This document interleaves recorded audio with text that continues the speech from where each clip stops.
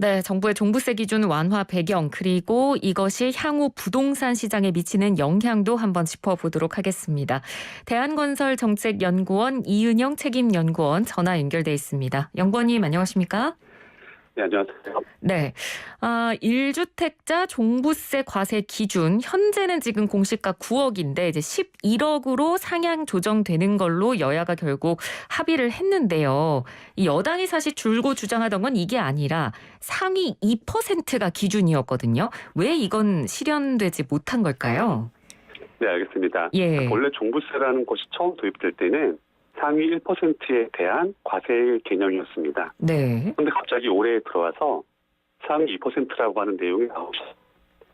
자, 이렇게 되면은 당초에 종부세라는 것이 도입되었을 때 대상으로 했던 과세 계층과 지금 시점에 와서 세금을 부과하는 계층이 달라지게 되는 겁니다. 네. 그리고 원래 세금이라고 하는 것은 세금을 내시는 분들이 어느 정도 예측할 수 있는 법이어야 하는데 네. 갑자기 특정 금액 기준선이 없이 매년 집값이 변동하더라도 비율을 해주시게 내용이라면은 네.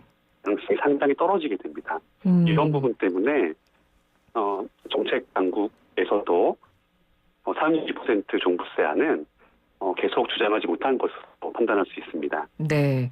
앞서서도 제가 잠깐 언급을 드렸습니다만, 자, 이렇게 네네. 어찌됐건 이 상위 2%라는 기준 자체는 이제 없던 일이 됐고, 이제 11억으로 공시가 11억으로 상향 조정이 되는 걸로 합의가 되면 종부세 부과 대상이 지금보다 어느 정도나 줄어드는 거나요?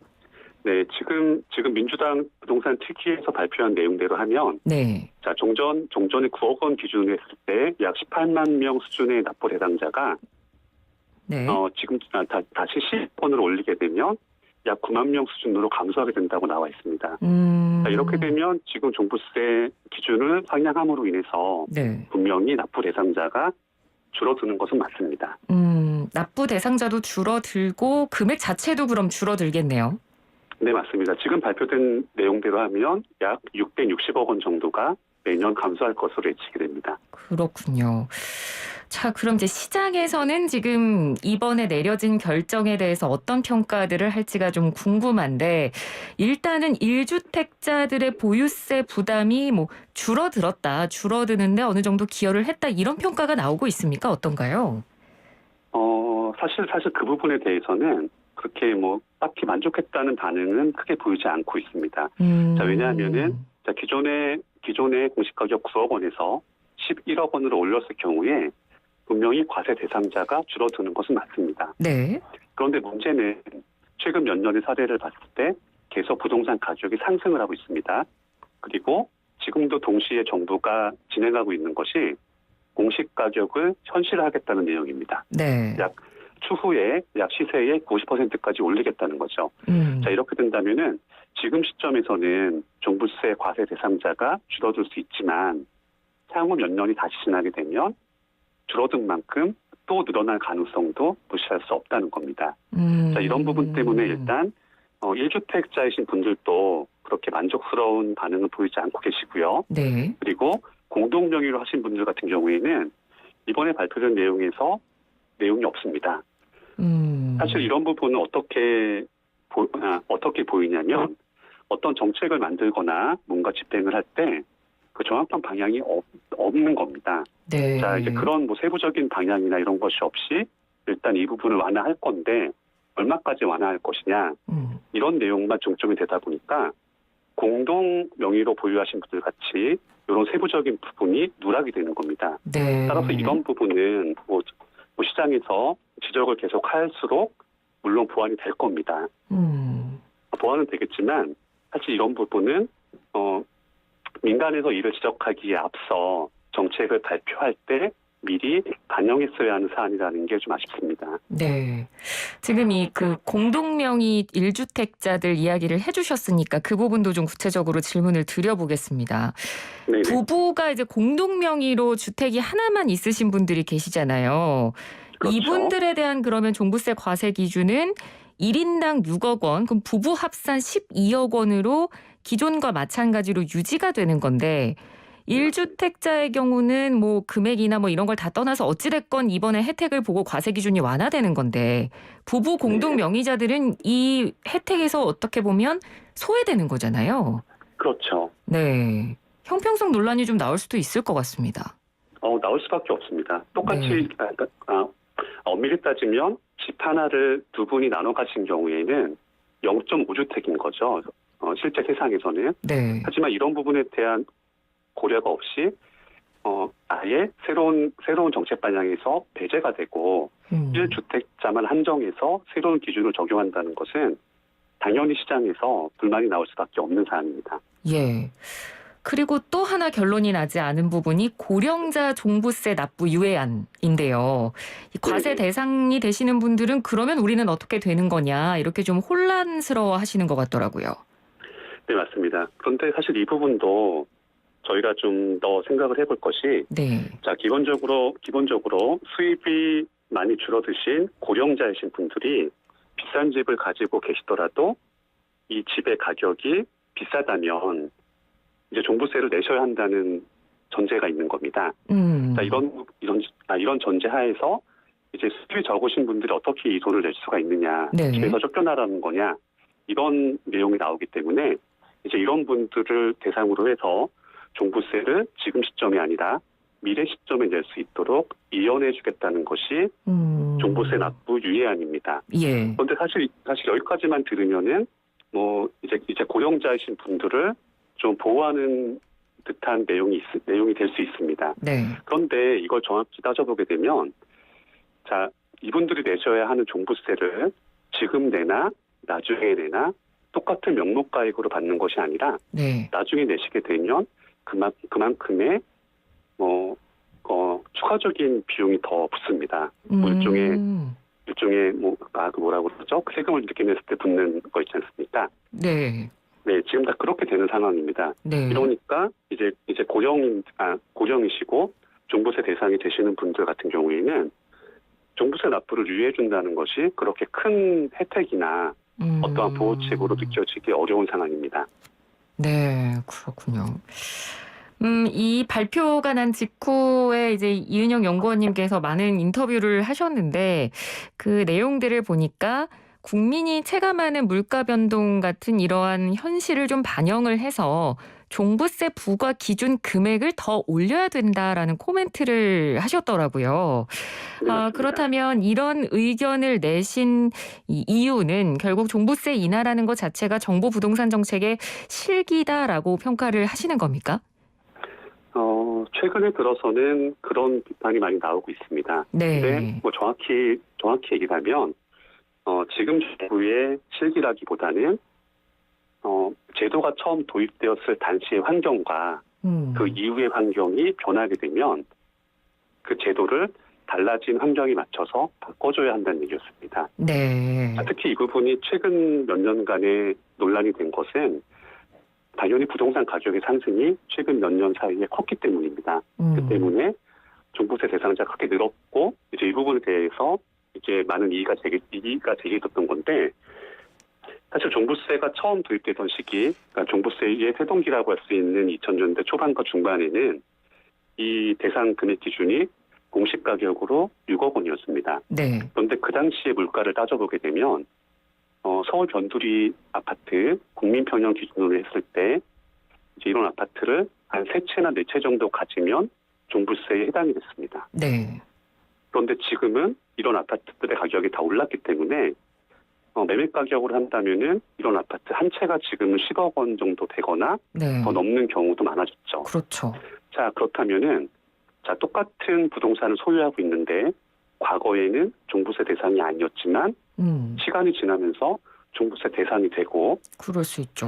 납부해야 하는 종부세 금액이 점점 커지게 되는 상황이 벌어지는 겁니다. 자, 이렇게 된다면 이것은 제도 자체에 문제가 있다기보다는 제도가 처음 만들어졌을 때는 그 당시의 상황에 맞게 만들어진 거지만 네. 이게 시간이 지나서 환경적 요인이 바뀌었다고 봐야 되는 겁니다. 이렇게 되면 당연히 뭐 종부세 기준이 얼마냐라는 논란을 하기 앞서서 일단 이것을 지금 시점에 맞춰서 적절히 수정해야 한다는 것은 변함이 없습니다. 네. 그러니까 부동산 환경이 계속해서 변했음에도 불구하고 그 변한 환경에 제도가 발을 맞추지 못했다라고 평가를 해 주시는 걸로 저희가 정리를 하면 될 것 같고요. 네, 맞습니다. 네, 그러니까 사실 이 서울의 어지간한 30평대 정도의 뭐 아파트를 가진 중산층이라고 봤을 때 이런 분들이 종부세를 내야 되는 상황은 법 취지에도 맞지 않는다. 뭐 급격히 오른 서울 집값이 문제지 빚내서 내가 실제적으로 살아야 될 집을 산 사람들을 탓해서는 안 된다. 이런 목소리를 내셨던 분들도 많았기 때문에 그런 측면에서 보면 이번 종부세 완화가 잘한 결정이라고 판단을 내리기도 하거든요. 어떻게 보십니까? 잘한 결정이 맞습니다. 사실 2000년대에 종부세 도입의 뭐 타당성 이런 내용들을 좀 언급했던 사례들을 보게 되면 이런 것들을 가지고 나왔습니다. 네. 서울에 아파트를 가지고 있는 뭐 직장인 A 씨와 어떤 뭐 대기업의 뭐 거대한 저택을 가지신 회장님이 있는데 이제 이 A 씨와 이 회장님이 내야 하는 재산세는 뭐 차이가 조금밖에 안 난다. 네. 이런 건 불합리하지 않느냐. 이런 식의 논리도 나왔었습니다. 당시에는. 이제 그런 부분을 감안한다면 애초에 종부세라고 하는 것은 이제 부자세라고 하는 게 맞는 거였습니다. 네. 그런데 지금 시점에서는 이제 전반적으로 특히 아파트 가격이 많이 오르다 보니까 종전 같으면 그렇게 부자라기보다는 중산층이라고 봐야 맞는 분들도 종부세를 내줘야 하는 상황이 된 거죠. 당연히 이렇게 되면은 종부세 부과 기준을 올리는 게 맞는 겁니다. 알겠습니다. 이번에 이제 그러니까 보유세 같은 그런 종합 부동산세 기준 완화를 두고 이 정부의 부동산 정책이 오락가락하고 있다 이런 지적이 계속 나오고 있는 건 사실인데요. 좀 약간 원론적인 차원에서 저희가 한번 좀 고민을 해보자면 연구원께서 이제 전문가이시니까 이 종부세 같은 이런 보유세로 부동산 시장의 안정을 꾀하려는 이런 움직임에 대한 근본적인 평가는 어떻게 할 수 있을까요? 제 개인적으로는 맞는 부분도 있지만 전반적으로는 맞지 않는 부분이 더 많았다고 생각을 합니다. 자, 설명을 하면 이런 겁니다. 네. 처음 종부세가 도입될 당시에는 기본적인 얘기가 고가주택에 대한 것이었습니다. 그런데 이번 정부에 들어서서는 고가주택과 함께 다주택자에 대한 규제가 함께 반영이 됐습니다. 네. 그래서 1주택자에 대한 종부세 부과 기준은 그 기준보다 다주택자에 대한 기준이 더 낮게 적용이 됐던 거죠. 네. 자, 이렇게 함으로써 이제 비싼 집을 소유하거나 비싼 집에 대한 보유 또는 가격 상승을 좀 억제하고 집을 여러 채 소유하시는 분들에 대해서도 같은 맥락의 효과를 꾀했던 것인데, 네. 자, 이런 것이 어떤 이론적으로는 타당할 수 있습니다. 하지만 이론이 아무리 훌륭하더라도 이것이 현실에 적용되었을 때 현실과 맞지 않거나 보완해야 될 부분이 있다면 그 부분은 인정을 하고 수정을 하는 것이 맞는 정책이 됩니다. 네. 자, 어찌됐건 뭐 이번 이 종부세 기준에 대해서도 결국 이렇게 논란 속에 좀 이야기가 끝났고 어찌됐건 이 종부세로 부동산 이 집값을 잡으려고 했던 의도가 어떻게 보면 잘 맞아 들어가지 않은 건데 계속해서 지금 집값은 오르는 상황이고요. 그렇다면 뭐 이게 정부가 쓸 수 있는 카드가 있을지 모르겠습니다만 쓸 수 있는 카드가 있다면 앞으로 이 집값을 좀 잡기 위해서 정부가 어떤 노력을 기울여야 한다고 보십니까? 네, 지금 이 부분에 대해서는 사실 결론이 나와 있고 이제 많은 분들이 동의하고 있습니다. 네. 바로 주택 공급을 시장 수요에 맞춰서 확대하는 겁니다. 자, 방향 자체는 이미 결정이 됐고 예. 많이들 동의하고 있는데 그렇다면 그 다음 문제는 그런 주택 공급을 어떻게 확대할 것이냐라고 하는 네. 세부 사항이 관건이 됩니다. 네. 그런데 이제 지금 정부에서 주로 하시는 것은 이제 기존의 정비 사업은 그렇게 활성화한다고는 좀 보기 어려운 상황입니다. 대신 이제 공공 주도의 복합 개발이나 이제 신규 택지를 중점으로 해서 주택을 공급하는 것으로 방향을 잡고 있습니다. 네. 자, 그런데 기본적으로 신도시를 만드는 것과 기존 도심을 개발하는 것이 가장 큰 차이는, 자, 신규 택지는 주로 사람이 거주하지 않는 곳이기 때문에 네. 똑같은 면적을 사업 대상지로 삼더라도 소유주의 숫자가 구도심의 주거 지역보다는 적을 수밖에 없습니다. 그러니까 이제 사업을 진행을 할 때 뭐 토지를 매입하거나 기타 등등을 하는 협의 대상이 훨씬 적기 때문에 네. 기존 도심을 개발하는 것보다는 좀 더 사업이 쉽게 진행될 수 있습니다. 하지만 기존 도심은 그보다 좀 더 어려운 상황이 됩니다. 그렇죠. 자, 그런데 이런 상황에서 이제 민간의 정비 사업을 활성화시키는 역할을 같은 기능을 하는 것으로 공공의 주택 공급을 설정해 놓은 상황이기 때문에, 자, 지금 상황에서는 이것보다는 오히려 뭐 대표적으로 예를 들면 서울시가 발표한 공공기획 같은 계획안이 있죠. 네. 공공의 역할을 컨설턴트 정도로 한정을 하면서 결과적으로는 민간의 자체적인 정비 사업을 활성화시키겠다. 이런 내용들이 이미 나와 있기 때문에 저희가 현 시점에서는 방법을 몰라서 어떻게 할지를 모르는 것이 아니라 이미 나와 있는 방법을 얼마나 현실에 적합하게 실행에 옮길 것인가, 이 부분을 고민해야 되는 상황입니다. 네, 알겠습니다. 오늘 말씀 여기까지 듣겠습니다. 고맙습니다. 네, 고맙습니다. 네, 지금까지 대한건설정책연구원 이은영 책임연구원이었습니다.